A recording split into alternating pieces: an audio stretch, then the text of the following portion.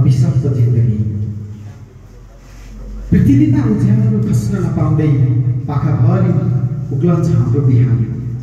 घामसँगै सुत्छ सपना खुला चौकीमा वन जङ्गलमा आकाशे छानो हालेर।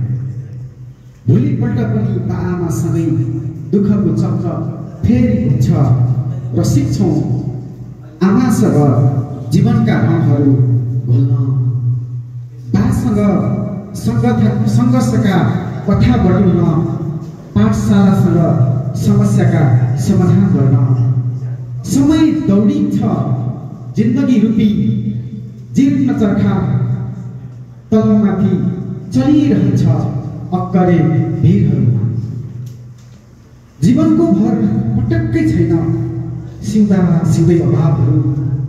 हेर्दा हेर्दै कङ्कटको धुवा झैँ हराउँछन् हाम्रो जेठा बा, माइला बा, साइला बा स्मृतिमा झलझलाउँछन्। झोक्राइरहन्छ हाम्रो जिन्दगी।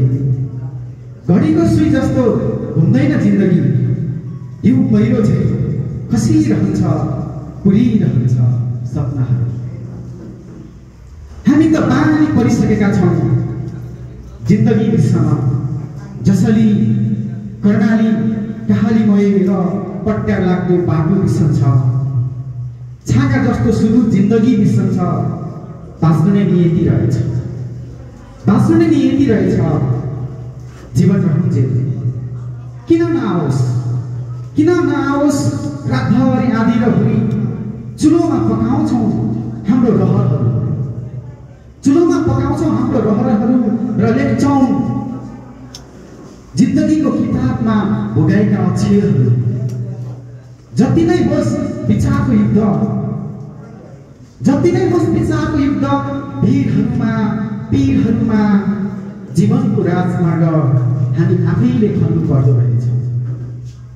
रक्ताम्य लाली गुराँस मनहरूमा फुलाउनु पर्दो रहेछ। आजभोलि देख्छु